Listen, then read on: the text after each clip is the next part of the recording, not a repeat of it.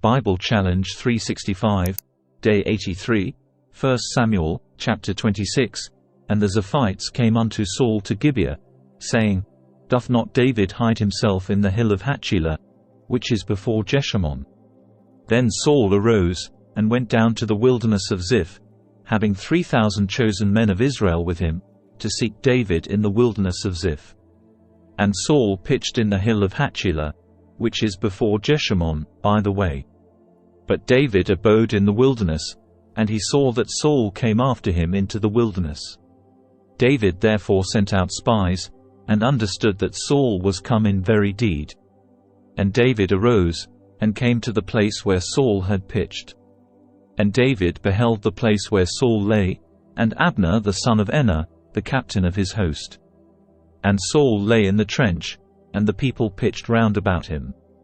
Then answered David and said to Ahimelech the Hittite, and to Abishai the son of Zeruiah, brother to Joab, saying, Who will go down with me to Saul to the camp?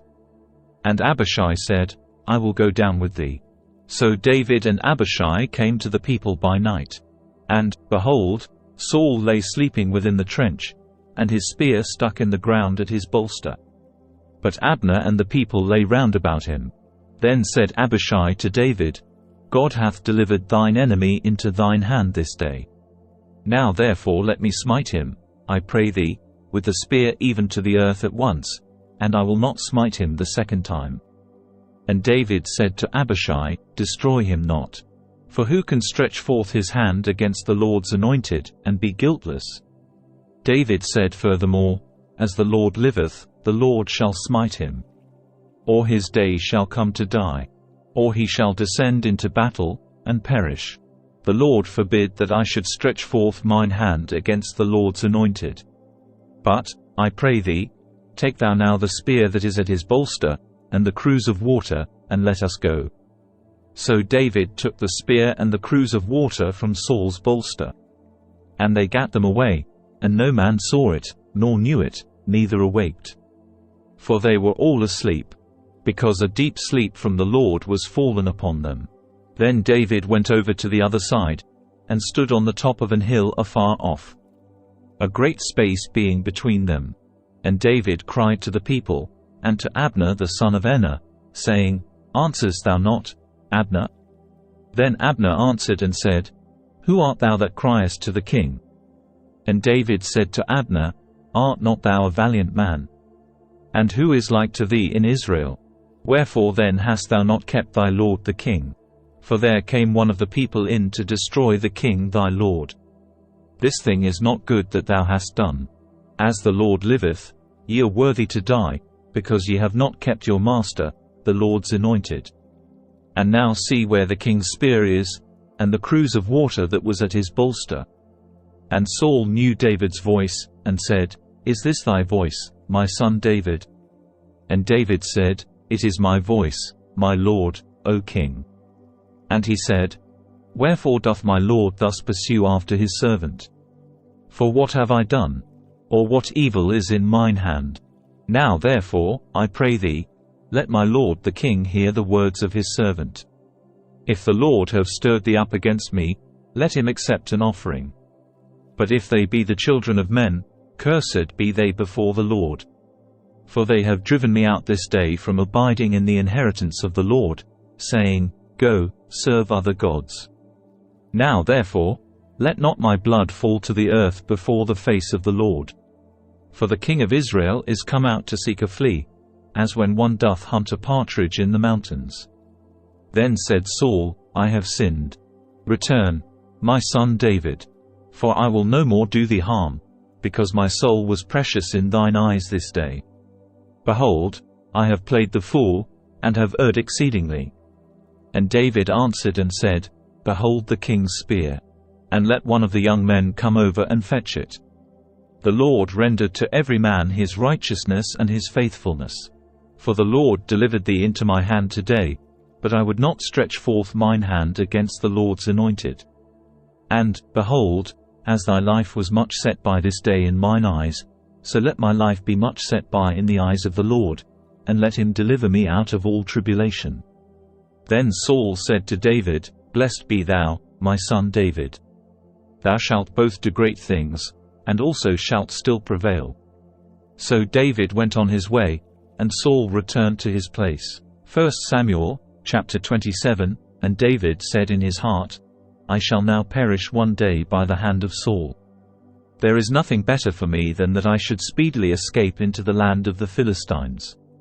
And Saul shall despair of me, to seek me any more in any coast of Israel. So shall I escape out of his hand." And David arose, and he passed over with the 600 men that were with him unto Achish, the son of Maach, king of Gath. And David dwelt with Achish at Gath, he and his men, every man with his household, even David with his 2 wives, Ahinoam the Jezreelites, and Abigail the Carmelites, Nabal's wife.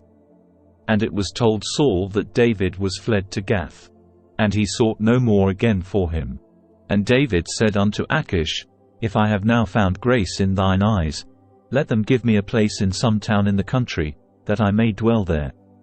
For why should thy servant dwell in the royal city with thee?" Then Achish gave him Ziklag that day. Wherefore Ziklag pertaineth unto the kings of Judah unto this day. And the time that David dwelt in the country of the Philistines was a full year and 4 months. And David and his men went up, and invaded the Geshurites, and the Gezrites, and the Amalekites. For those nations were of old the inhabitants of the land, as thou goest to Shur, even unto the land of Egypt. And David smote the land, and left neither man nor woman alive, and took away the sheep, and the oxen, and the asses, and the camels, and the apparel, and returned, and came to Achish. And Achish said, "Whither have ye made a road today?" And David said, "Against the south of Judah, and against the south of the Jerahmeelites, and against the south of the Kenites." And David saved neither man nor woman alive, to bring tidings to Gath, saying, lest they should tell on us, saying, "So did David, and so will be his manner all the while he dwelleth in the country of the Philistines." And Achish believed David, saying, "He hath made his people Israel utterly to abhor him. Therefore he shall be my servant for ever." 1 Samuel, chapter 28. And it came to pass in those days, that the Philistines gathered their armies together for warfare, to fight with Israel. And Achish said unto David, "Know thou assuredly, that thou shalt go out with me to battle, thou and thy men." And David said to Achish, "Surely thou shalt know what thy servant can do." And Achish said to David, "Therefore will I make thee keeper of mine head for ever." Now Samuel was dead, and all Israel had lamented him, and buried him in Ramah, even in his own city. And Saul had put away those that had familiar spirits, and the wizards, out of the land. And the Philistines gathered themselves together, and came and pitched in Shunem. And Saul gathered all Israel together, and they pitched in Gilboa. And when Saul saw the host of the Philistines, he was afraid, and his heart greatly trembled. And when Saul inquired of the Lord answered him not, neither by dreams, nor by Urim, nor by prophets. Then said Saul unto his servants, "Seek me a woman that hath a familiar spirit, that I may go to her, and inquire of her." And his servants said to him, "Behold, there is a woman that hath a familiar spirit at Endor." And Saul disguised himself, and put on other raiment, and he went, and 2 men with him, and they came to the woman by night. And he said, "I pray thee, divine unto me by the familiar spirit, and bring me him up, whom I shall name unto thee." And the woman said unto him, "Behold, thou knowest what Saul hath done, how he hath cut off those that have familiar spirits, and the wizards, out of the land. Wherefore then layest thou a snare for my life, to cause me to die?" And Saul sware to her by the Lord, saying, "As the Lord liveth, there shall no punishment happen to thee for this thing." Then said the woman, "Whom shall I bring up unto thee?" And he said, "Bring me up Samuel." And when the woman saw Samuel, she cried with a loud voice. And the woman spake to Saul, saying, "Why hast thou deceived me? For thou art Saul." And the king said unto her, "Be not afraid, for what sawest thou?" And the woman said unto Saul, "I saw gods ascending out of the earth."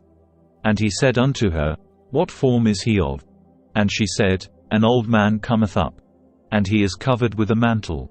And Saul perceived that it was Samuel, and he stooped with his face to the ground, and bowed himself. And Samuel said to Saul, Why hast thou disquieted me, to bring me up? And Saul answered, I am sore distressed.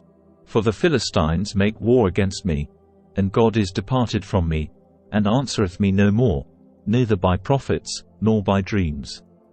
Therefore I have called thee, that thou mayest make known unto me what I shall do.